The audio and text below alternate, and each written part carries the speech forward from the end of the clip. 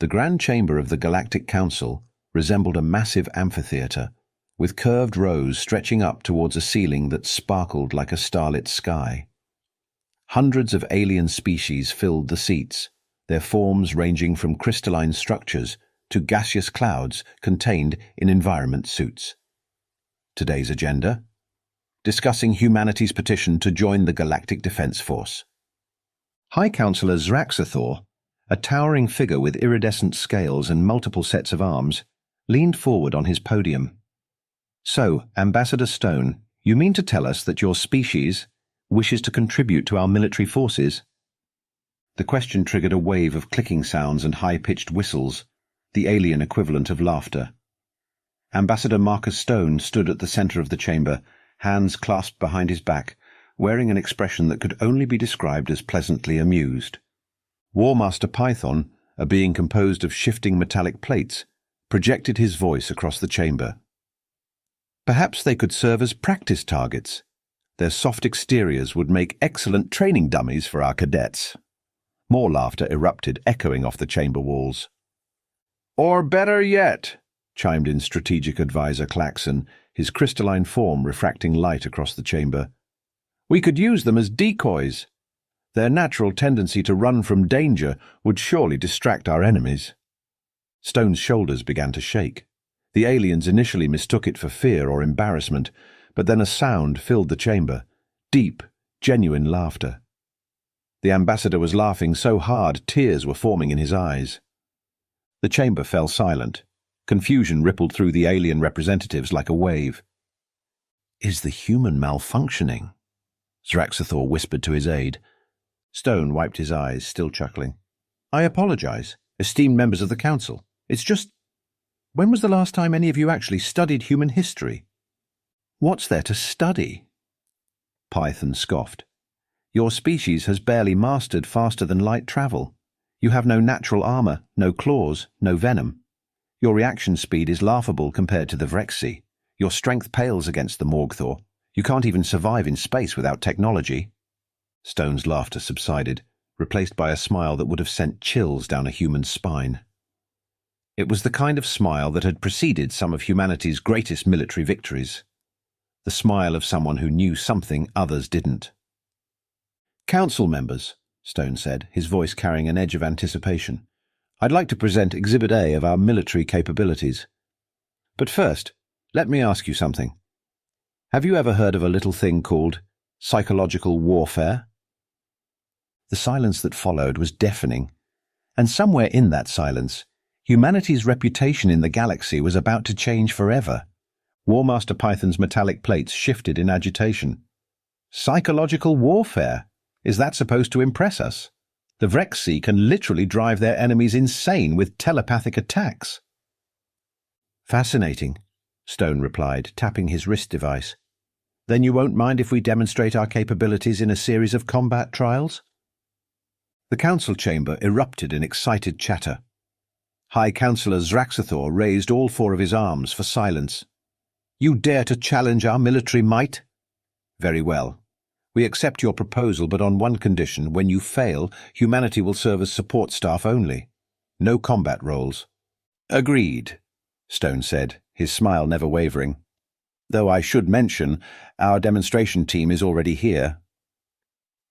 The massive doors at the far end of the chamber swung open. A woman in a crisp naval uniform strode in, her boots clicking against the polished floor. Her silver hair was pulled back in a tight bun, and her posture radiated authority. 4 golden stars gleamed on her collar. "Council members, may I present Admiral Jennifer Hayes, Commander of the Third Fleet?" The alien representatives exchanged glances. Strategic Advisor Klaxon's crystalline form pulsed with barely contained mirth. "This is your military leader. She appears to be in the latter stages of her life cycle. Her pigmentation has already begun to fade." Hayes stopped beside Stone, her weathered face impassive.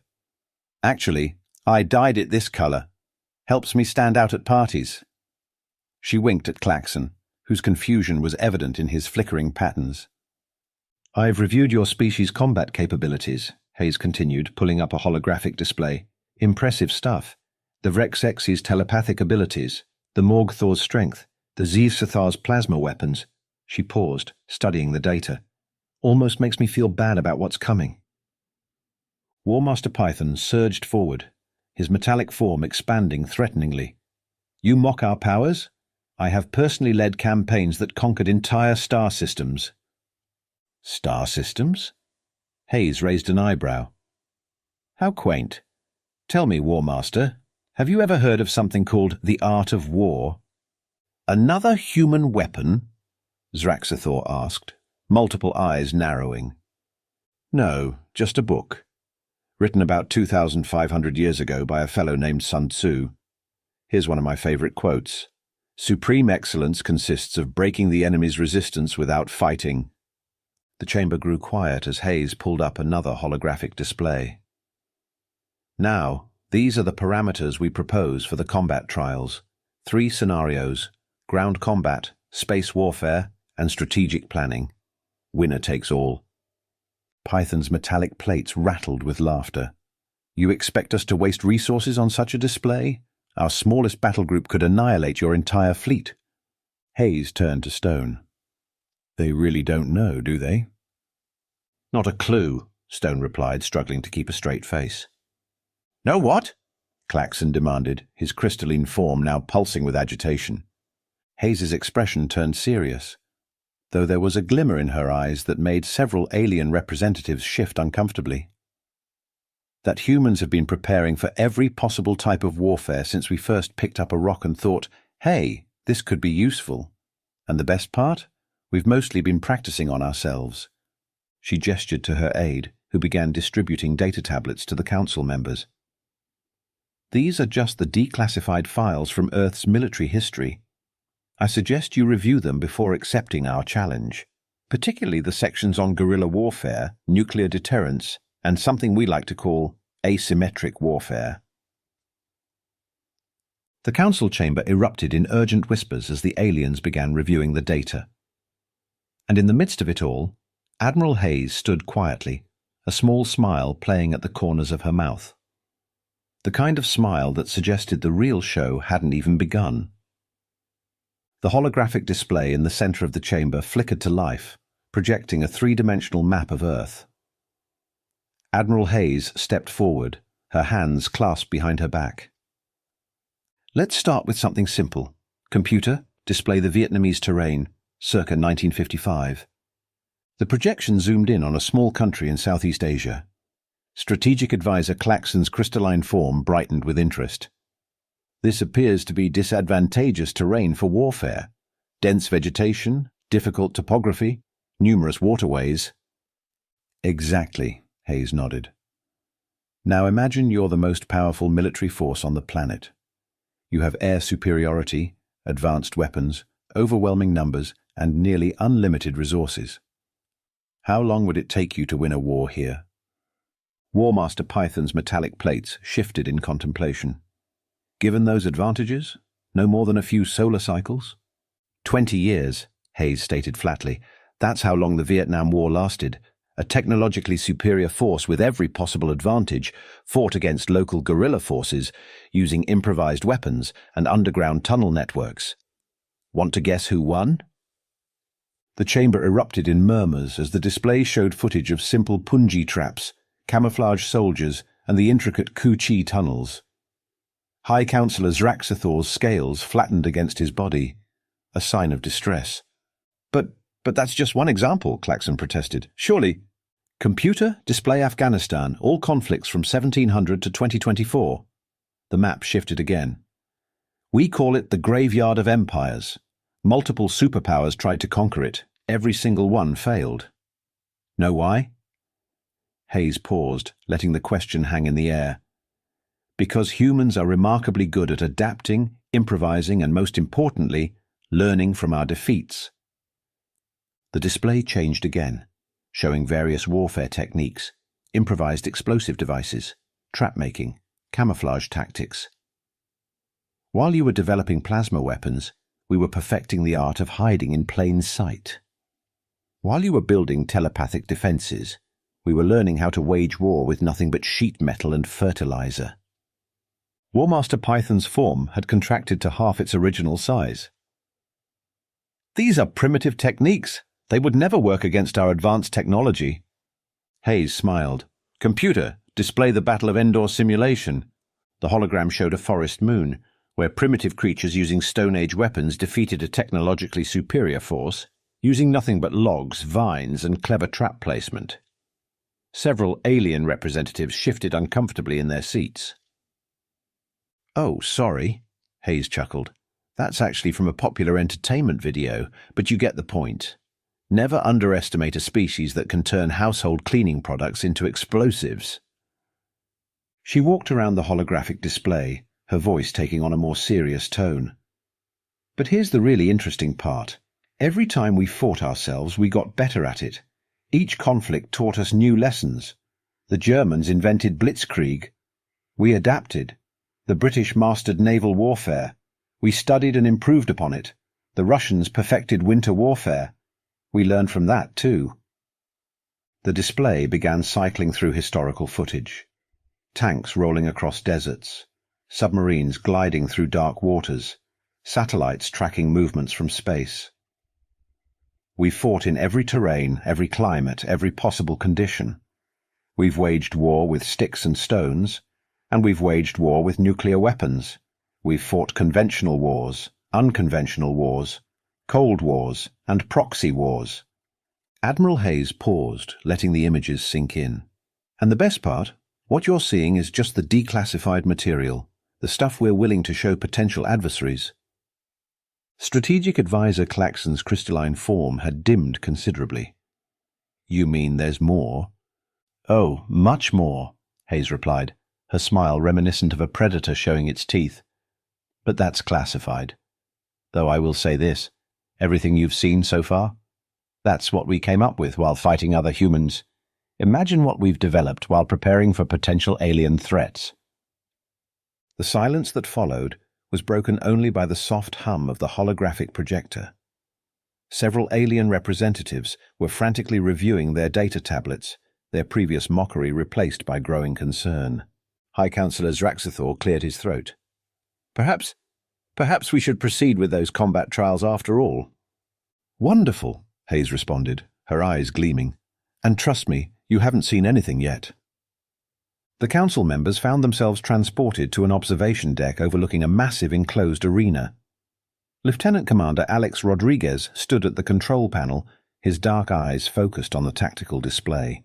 Ladies, gentlemen, and various other forms of sentient life, Rodriguez announced, his fingers dancing across the holographic interface.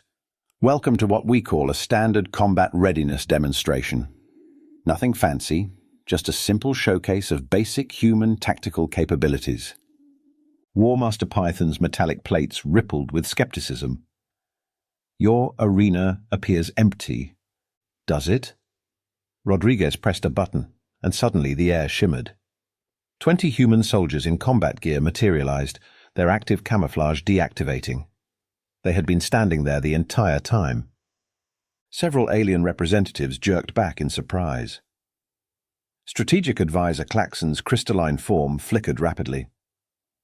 But our sensors detected nothing. Yeah, we figured out how to fool those about 30 years ago, Rodriguez shrugged. Pretty basic stuff, really. Now let's move on to something more interesting. Computer, initiate scenario Delta 7. The arena transformed into an urban warfare environment. Buildings rose from the ground, streets formed, and holographic civilians began populating the space. A squadron of Vrexixi shock troops materialized at the far end. The most elite fighting force in the known galaxy. Standard extraction mission, Rodriguez explained.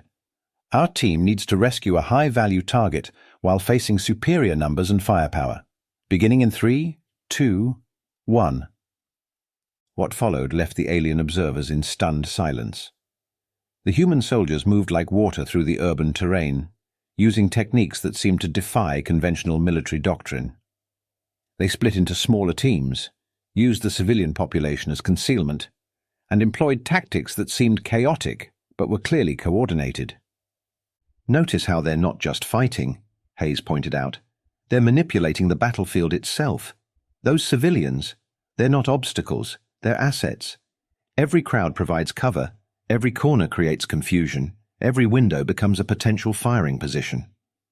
The Vrexisi troops, despite their superior technology and physical capabilities, found themselves consistently outmaneuvered. The humans would engage briefly, disappear, then strike from an unexpected direction. "Impossible," Python protested. "The Vrexisi can predict enemy movements through micro-expressions and body language analysis." Rodriguez grinned. "You can't predict what you can't understand. Fun fact. We trained these soldiers to deliberately give off wrong physical cues. Those micro-expressions your troops are reading, all fake." The demonstration continued as the human squad executed their extraction. They used everything from improvised smoke screens to sonic disruptors, turning seemingly mundane objects into tactical advantages. "Here comes my favorite part," Rodriguez said, leaning forward. One of the human soldiers pulled out what looked like a small sphere. The alien observers leaned in, expecting some advanced weapon. Instead, the soldier simply threw it at a nearby window, shattering the glass. "Was that a failure?" Claxon asked, confused. "Watch," Rodriguez replied. The breaking glass had created a specific sound pattern that triggered a chain reaction. Local dogs began barking, car alarms started blaring, and the entire urban environment erupted in chaos. The Vrexisi troops, with their enhanced hearing, found their sensory systems overwhelmed. "We call that urban acoustic warfare," Hayes explained. "Turns out everyday noise can be weaponized if you understand sonic patterns well enough." The human squad used the confusion to complete their extraction, vanishing into the urban landscape as quickly as they had appeared. The simulation ended, leaving the alien observers in stunned silence. High Councillor Zraxathor's scales had taken on a pale hue. This was a basic demonstration? "Oh yeah," Rodriguez nodded, shutting down the tactical display. "We didn't even show you the cool stuff, like our experimental quantum entanglement communication systems, or those new nanite swarms we've been working on." "Careful, Commander," Hayes warned, though her eyes twinkled with amusement. "That's still classified." "My apologies, Admiral, though I suppose I could mention Project Thunderbolt. That's been declassified recently." "Project Thunderbolt?" Python asked, his metallic form trembling slightly. "Nothing special," Rodriguez said, waving dismissively. "Just a little something we cooked up for dealing with electronic warfare. Turns out if you modulate an electromagnetic pulse just right, you can selectively target specific types of technology while leaving others untouched. Handy for dealing with, say, a species that uses metallic forms to manifest themselves." War Master Python's plates clattered audibly as he took several steps back from the observation window. "But hey," Rodriguez continued cheerfully, "we're just getting warmed up. Who's ready to see what we can do in space?" Admiral Hayes gestured toward a new holographic display, her expression turning grave. "Before we move to space combat, let me share something about human history that might interest you. Computer, display World War II statistics." Numbers and figures filled the air, casting an eerie glow across the observers' faces. In just 6 years, this single conflict involved over 100 million military personnel. The entire planet was at war, fighting across land, sea, and air simultaneously. Strategic Advisor Claxon's crystalline form pulsed rapidly. "Surely these numbers are exaggerated. No species would commit such resources to a single conflict." "Oh, but we did," Hayes continued. "And here's the kicker. This wasn't even our biggest advancement in warfare. Computer, display Cold War timeline." The hologram shifted, showing 2 massive power blocks facing each other across a divided world. For nearly 50 years, humanity lived on the brink of total annihilation. We had weapons that could destroy our entire civilization many times over. And you know what we did? We got creative. She walked through the hologram, pointing out key events. Proxy wars, espionage networks, military deterrence, mutually assured destruction. We developed strategies so complex that the mere threat of war became a weapon itself. War Master Python's metallic form contracted. You threatened your own extinction as a strategy? Precisely, Hayes smiled. We call it game theory. When both sides have planet-killing weapons, victory isn't about who strikes first. It's about who can make the other side believe they won't hesitate to strike at all. The display shifted again, showing modern military installations. But that was just the beginning. These days we fight wars in cyberspace, using lines of code as deadly as any bullet. We've weaponized information itself. Remember those social media platforms you found so primitive? Each one is a potential battlefield. High Councillor Zraxathor's scales rippled with disbelief. You wage war through entertainment networks? We wage war through everything, Rodriguez chimed in. That's what makes humans unique. We don't just adapt to warfare, we adapt warfare to us. The hologram displayed a series of seemingly innocent objects: cell phones, traffic lights, weather satellites. Modern warfare isn't about who has the biggest guns anymore. It's about control. One viral video can destabilize a government. One well-placed rumor can crash an economy. One coordinated cyber attack can bring a civilization to its knees. Hayes paused, letting the implications sink in. And the best part? Most of our advanced military technology isn't even in these archives. We learned pretty early on that the best weapons are the ones your enemy doesn't know about. You're bluffing, Claxon accused, though his crystalline form had dimmed considerably. Are we? Hayes raised an eyebrow. Tell me, have you wondered why Earth's internet still uses such seemingly outdated protocols? Or why we maintain physical libraries in the age of digital storage? Or perhaps why we insist on keeping certain military installations completely off the grid? The alien representatives exchanged nervous glances. Here's something to consider, Hayes continued, her voice dropping to a near whisper. Everything you've seen so far? That's what we developed while fighting enemies we understood. Humans fighting humans. Now imagine what we've developed preparing for enemies we've never encountered. The hologram shifted one final time, showing the Earth at night, its cities gleaming like stars. We may not have natural armor or telepathic abilities. We can't shoot plasma from our hands or survive in vacuum, but we've spent our entire history turning our weaknesses into strengths. She turned to face the council members directly. You mock us for being soft. We invented body armor. You laugh at our slow reaction times. We created prediction algorithms. You dismiss our physical limitations. We split the atom.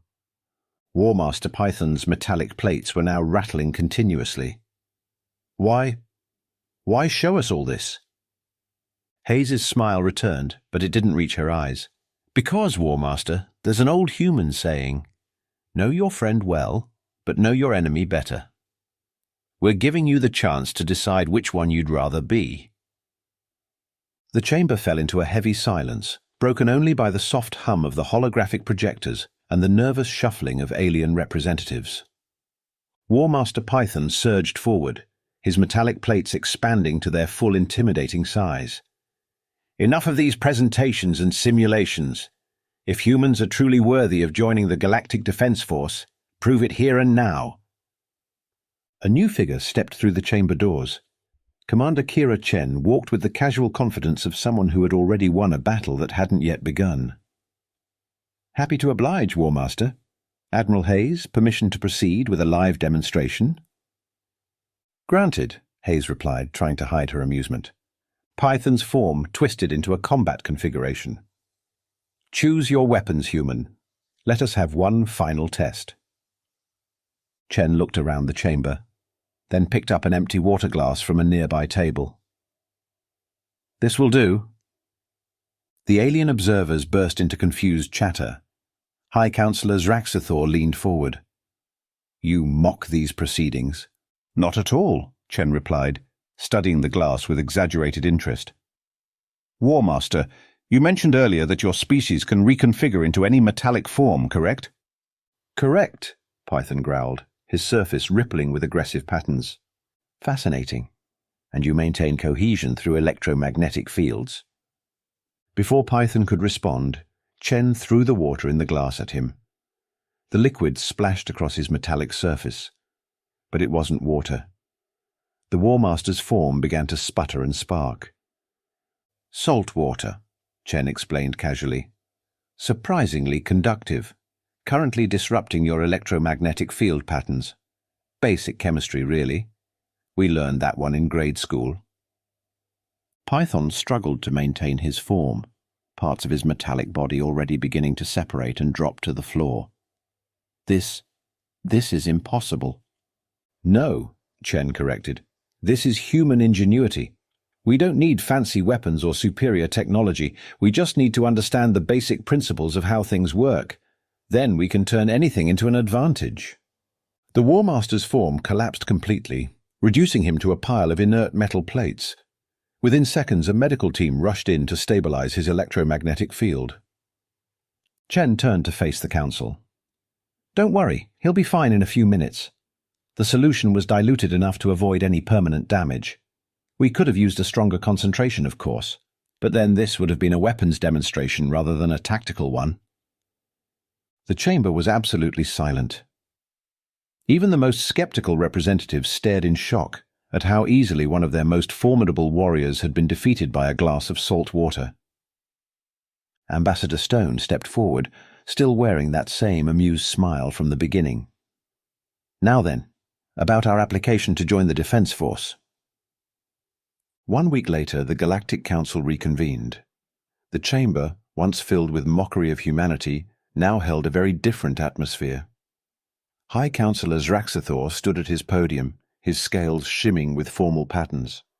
After careful consideration of the evidence presented and the impressive demonstrations provided, the Council has voted to approve humanity's application to the Galactic Defense Force.